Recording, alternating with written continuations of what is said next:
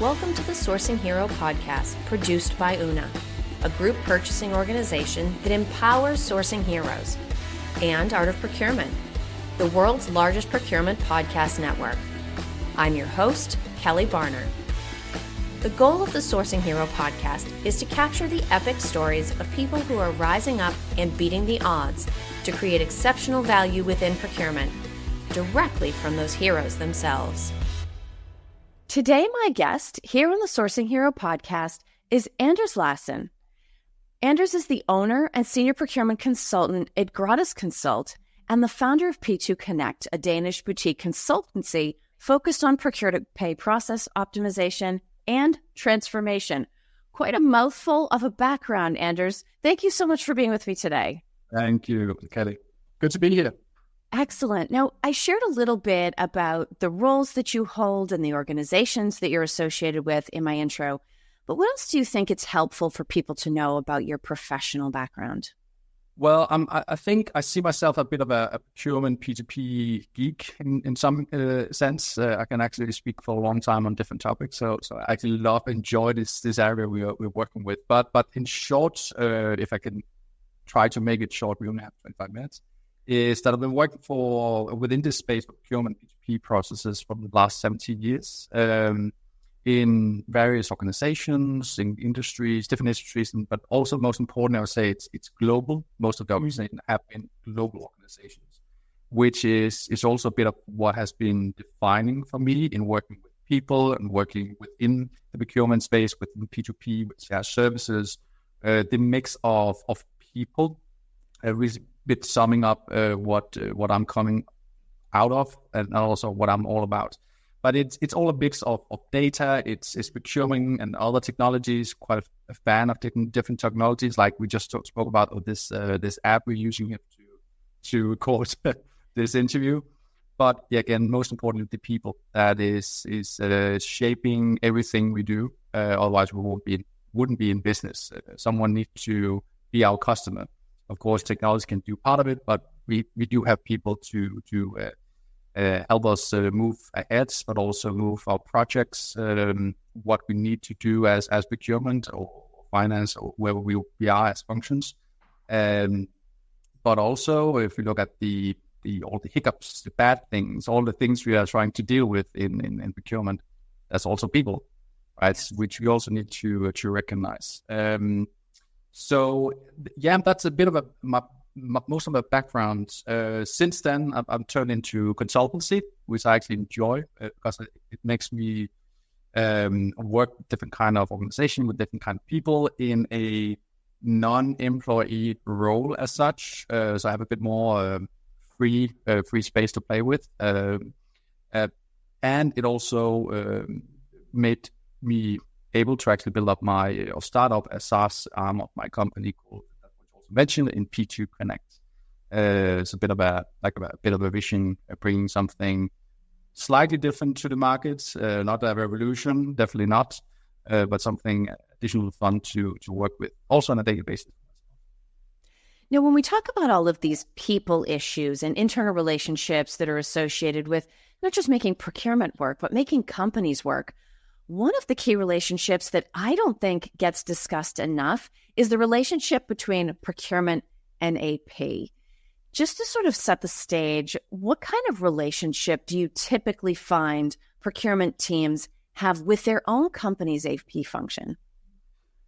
Yeah, it's I think it's a really good question and something I typically see being underestimated. You see, on the surface, we've been talking a lot of years of this breaking down silos, working smoothly together across the organization, etc.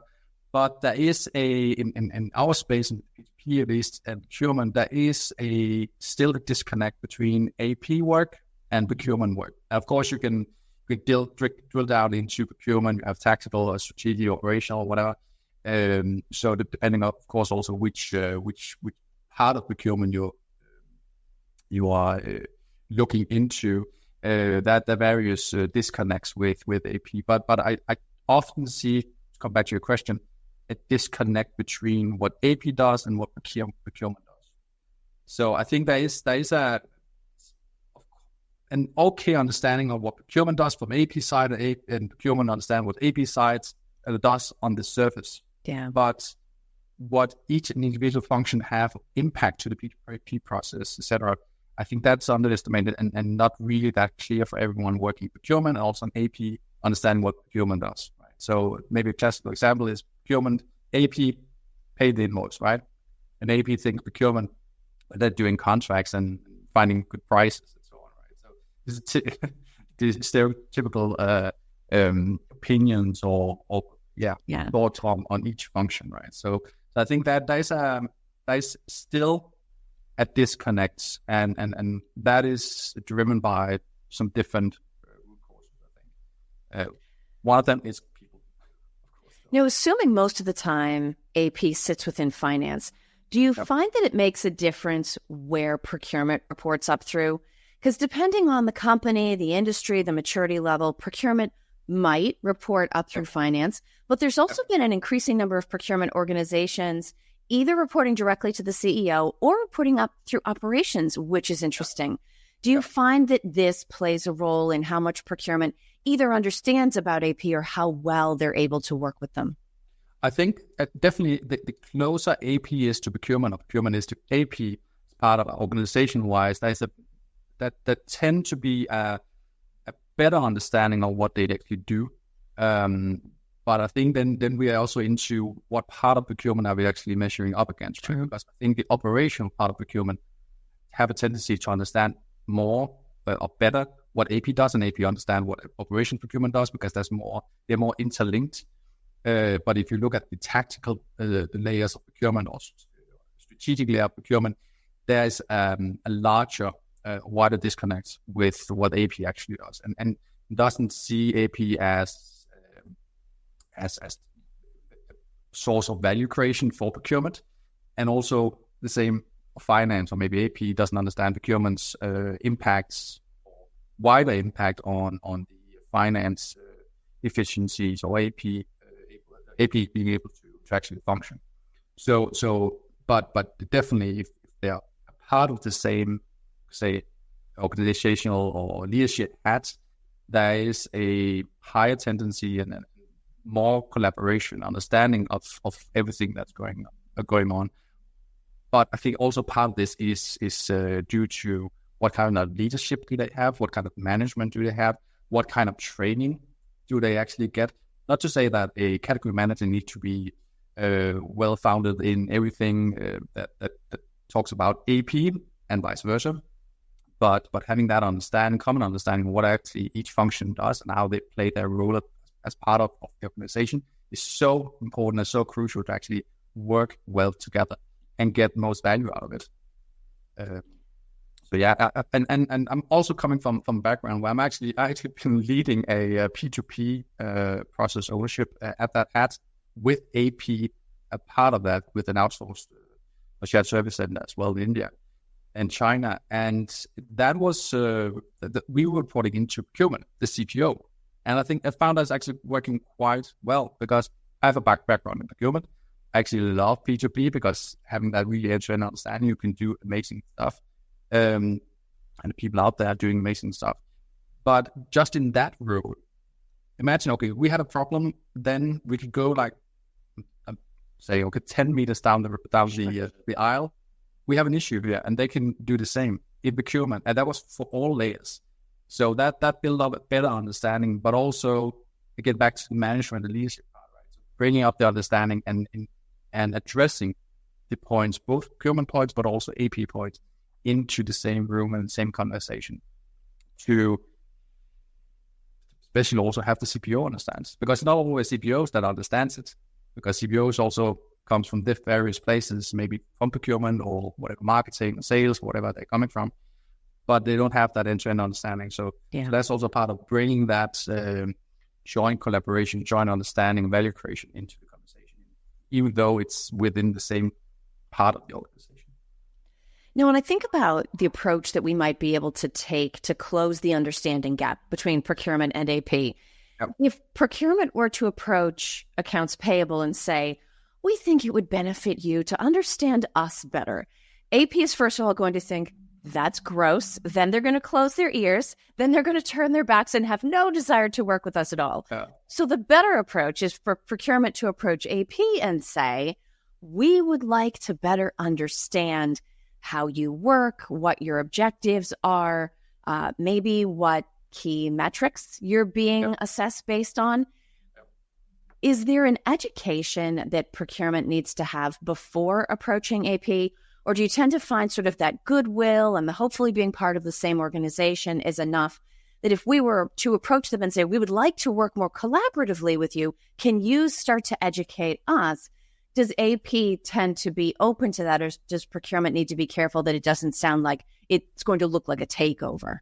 Yeah, I'm a strong believer that procurement needs to understand what goes on in the business, and that includes accounts payable. So having procurement go to AP, ask question, okay, what do you do and what does that mean, and so on, to get a common understanding on what is the root causes for failure, where do we see issues that procurement is largely also responsible to bringing into procurement, to AP.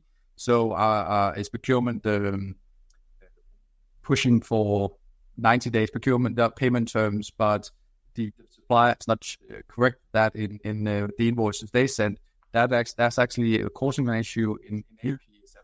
So education, or I think education and training is some kind of a buzzword still, but generally awareness and curiosity of what can I do to actually impact that AP function's work, but also what do AP do that can help me in my collaboration with my suppliers, with my stakeholders in the business, etc.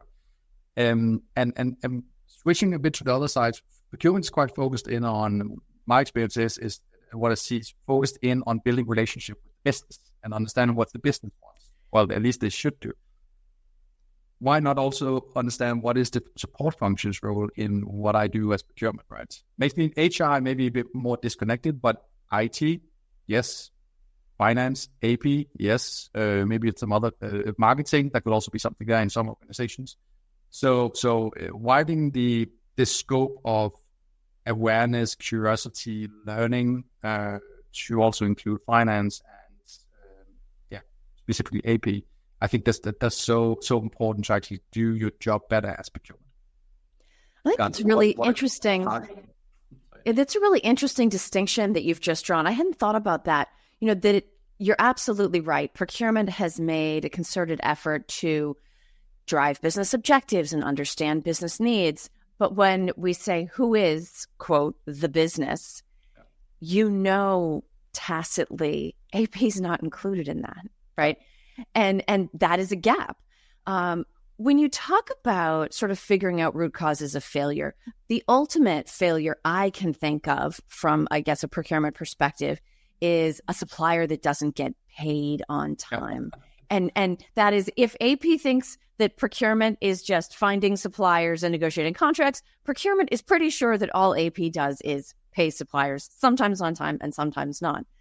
So it's a gross oversimplification. But if we think of that as an opportunity for the two groups to start working together, how is it that procurement usually even finds out there's an issue because a supplier hasn't been paid on time? Well, one supplier calls up angrily and say, I haven't been paid. Where's my money? Yeah, I'm going to cancel the shipment or whatever.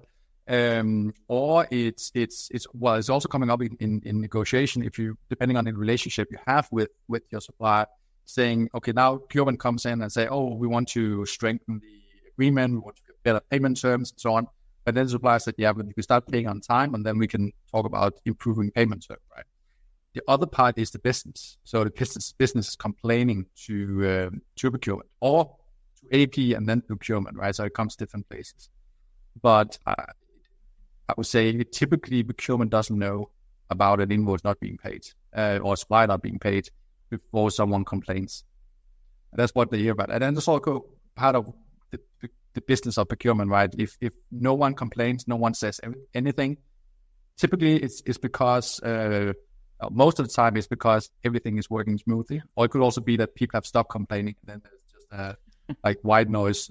But hopefully procurement should have been picked up on the issues before then. So yeah, they are in the end of the issue chain, and only get to pick up issues and try to go in solution mode in the end or quite late in the process.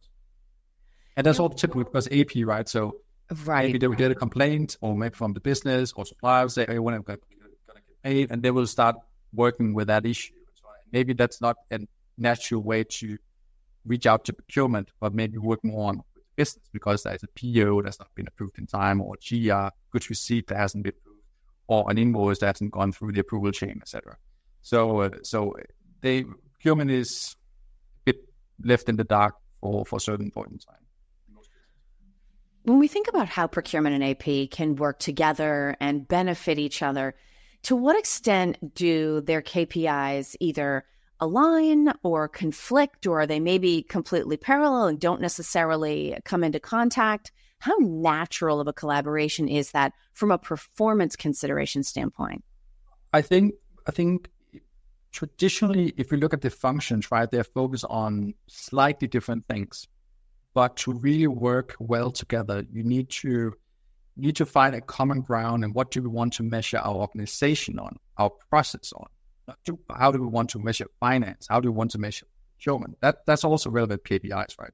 But we need to come together and find the right KPIs for your business, your organization, that actually tell something around the collaboration, around the efficiencies in the process, and so on. I think an easy example, of course, is paid on time. Everyone is interested. Both finance is interested in paid on time, or paid when we have agreed, when we want to pay on time or pay.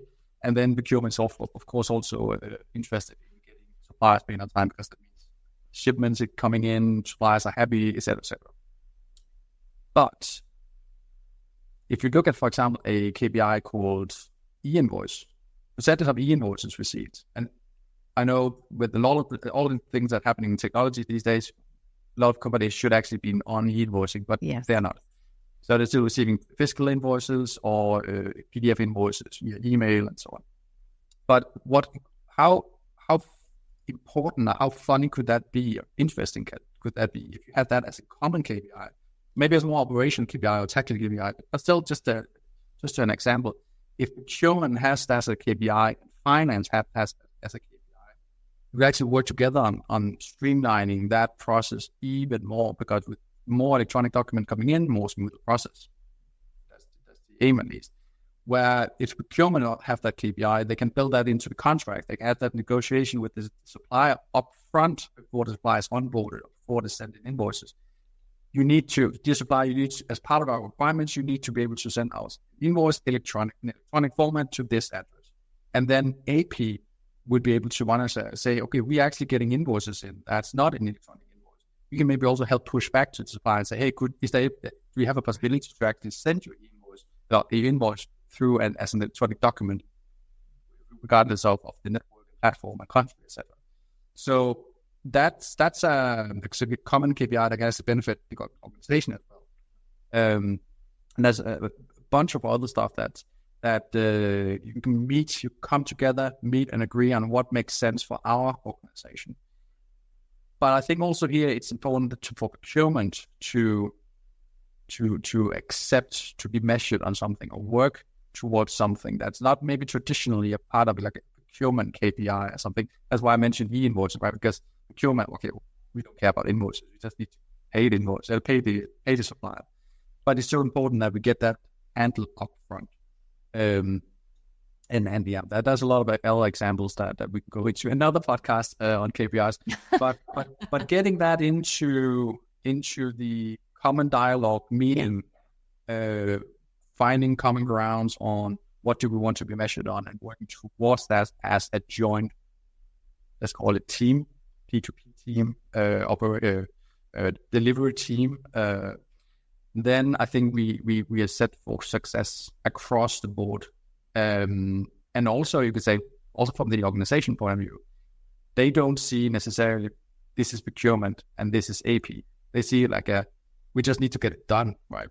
We don't want to get a call from our supplier. Just do it.